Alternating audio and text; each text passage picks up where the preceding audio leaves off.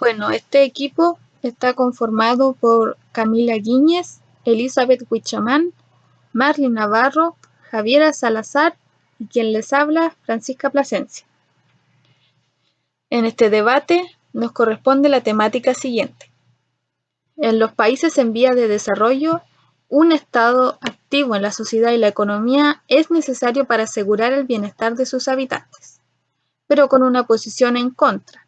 Por lo tanto, los argumentos siguientes explicarán por qué en los países en vías de desarrollo no es necesario un Estado activo en la sociedad ni en la economía para garantizar el bienestar de sus habitantes. Nuestros argumentos que respaldan esta posición serán expuestos más adelante por mis compañeras en más detalle. En nuestro primer argumento nos inclinaremos por un enfoque neoliberal, destacando los principios de reducción del Estado en la economía y sociedad, aumentar el rol del mercado y el sector privado, eliminando barreras comerciales y fortaleciendo las libertades económicas e individuales. Recalcaremos la importancia y ventajas que trae la codependencia comercial internacional para el crecimiento de la economía de una nación y por qué el Estado no es confiable para intervenir en esta área del mercado debido a que no posee la preparación adecuada como la tiene el sector privado. En nuestro segundo argumento, analizaremos una de las grandes desventajas que trae la excesiva intervención estatal en lo social y económico, que es la corrupción, la que se genera por temas de intereses personales y una mala gestión del poder otorgado por sus cargos públicos, lo cual suele ocurrir en países en vías de desarrollo. En el tercer y último argumento, se expondrá acerca de una de las propuestas surgidas en la década de los 70 respecto a los problemas que traía la desigualdad, la cual corresponde a la curva de Kuznets, en donde se resalta que es necesario que un país crezca económicamente antes de iniciar un proceso de redistribución, lo cual sería un primer paso a seguir por los países en vías de desarrollo. Finalmente, una de mis compañeras cerrará nuestros argumentos con una conclusión general de lo planteado en esta exposición respecto a nuestra posición contraria a la intervención estatal en lo social y económico en los países en vías de desarrollo.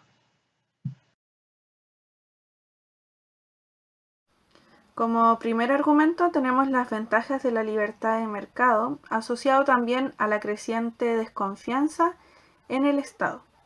La posibilidad de comercializar libremente con otras naciones genera una codependencia tanto a nivel comercial como diplomático, motivo por el cual se disminuye la posibilidad de desarrollar a futuro diversos conflictos armados entre estos países. Este proceso genera una dinámica comercial internacional libre de aranceles y de barreras que puedan dificultar e interferir en la dinámica natural en la cual se desarrolla el comercio. Por lo tanto, la raíz nos menciona que el neoliberalismo no desea confundir liberalismo con democracia, sino que más bien desconfía de la democracia en cuanto ésta tiende a constituirse en una amenaza para el orden espontáneo del mercado, más conocido también como catalaxia. Por ello, está dispuesto a sacrificar la democracia con el objetivo de continuar garantizando la libertad de comercio. El desarrollo del libre comercio también promueve la ventaja comparativa, es decir, que los países comercializan los productos que pueden desarrollar de forma más eficiente y que estos no presenten mayor inconveniente al momento de exportar. De esta forma, se logran importar bienes también desde otros países, los cuales ellos pueden producir ciertos bienes que en este país no se logran desarrollar con la misma eficacia y eficiencia. Por otra parte, la RAIN también hace alusión de que el neoliberalismo le concede un rol secundario a la política, en cuanto esta representa una intervención deliberada del ser humano.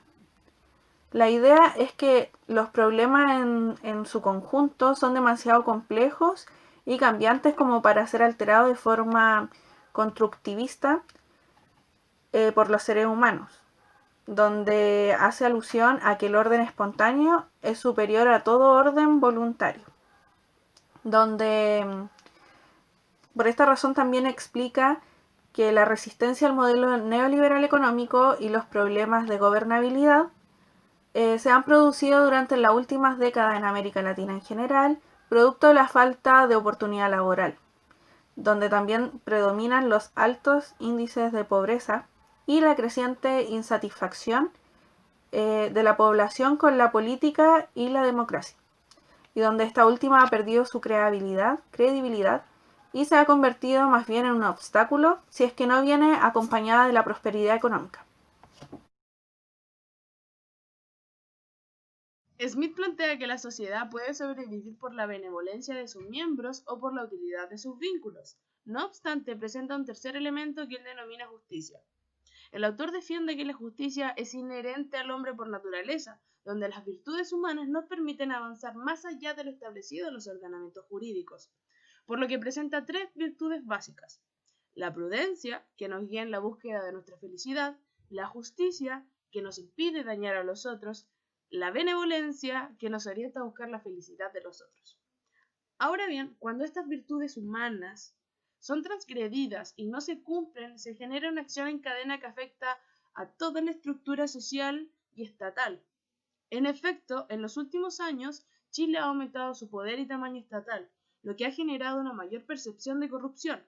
Y según los datos que entrega el exdirector del Servicio de Impuestos Internos, Michael Jorat, la evasión el año 2017 representó un 7,6% del PIB, de lo cual 5,5% del PIB corresponde a la evasión por impuesto a la renta, 2,1% del PIB corresponde a la evasión por casos de IVA. Esto se refleja en una cifra aproximada de 21.500 millones de dólares. Según Andrade y Fraga, en su trabajo titulado Corrupción, Estructura Productiva y Desarrollo Económico en los Países en Desarrollo, concluyen que la corrupción produce una influencia negativa en el aparato estatal. Además, establecen que la corrupción puede potenciarse en ambientes caracterizados por un mayor nivel tecnológico, porque las tecnologías más avanzadas en los procesos y la estructura de producción pueden facilitar la malversación de fondos. A esto cabe destacar que las últimas políticas del Estado chileno se han orientado a la modernización de la gestión pública, es decir, utilizar las tecnologías para cumplir el fin público. En resumen, si consideramos el aumento histórico del aparato estatal chileno, se observa que su influencia ha dado paso a mayores niveles de evasión de impuestos y espacios para la corrupción, pese a que se han generado distintas iniciativas que buscan disminuir esta situación. Nómbrese declaración de intereses y patrimonio, principio a la probidad, consejo para la transparencia, entre otros. Por lo tanto, el aumento del aparato estatal y su influencia en la sociedad han producido que el Estado sea utilizado para fines particulares, ya que mantiene un monopolio del poder, cuando en la práctica, mientras más pequeño sea el Estado, menor será el nivel de corrupción y menor será el uso del Estado para el pago de favores políticos.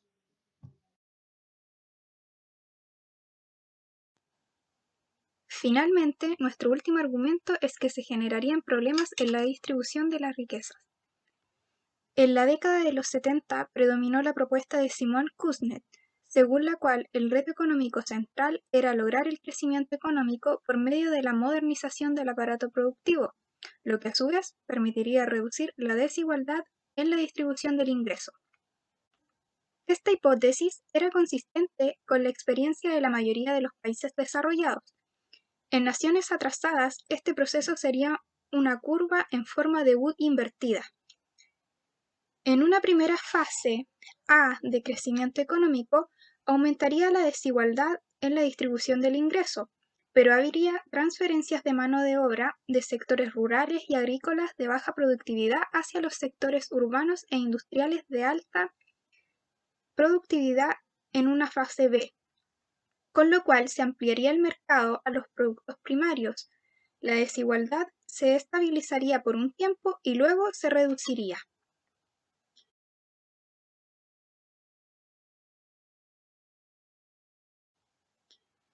Dicha hipótesis supone a. un dualismo sectorial con diferencias de productividad en la economía, b. una elevada proporción de la población dependiente de las actividades agrícolas. C. Libre transferencia de la población hacia el sector no agrícola acorde con el proceso de crecimiento económico. Y D. La productividad, la distribución de ingresos y la desigualdad en el sector no agrícola mayores que en el agrícola.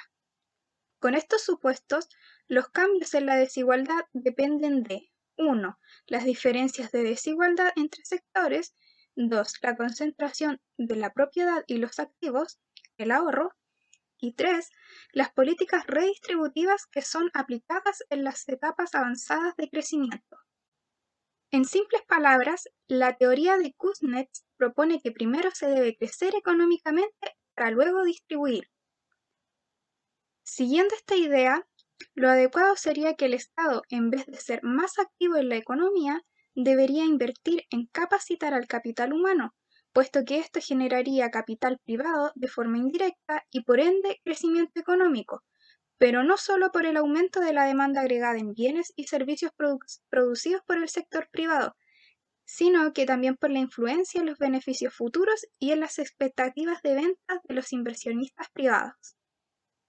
Para finalizar, respecto a nuestra posición en contra de la temática planteada, la cual fue los beneficios que genera el Estado activo en lo social y económico dentro de los países en vías de desarrollo, nuestra posición siguió orientaciones de un enfoque neoliberal, en el cual se destaca la reducción del Estado para así generar una mayor apertura económica, donde los sectores privados y el mercado son los reguladores principales y donde las personas encuentran dónde satisfacer sus necesidades.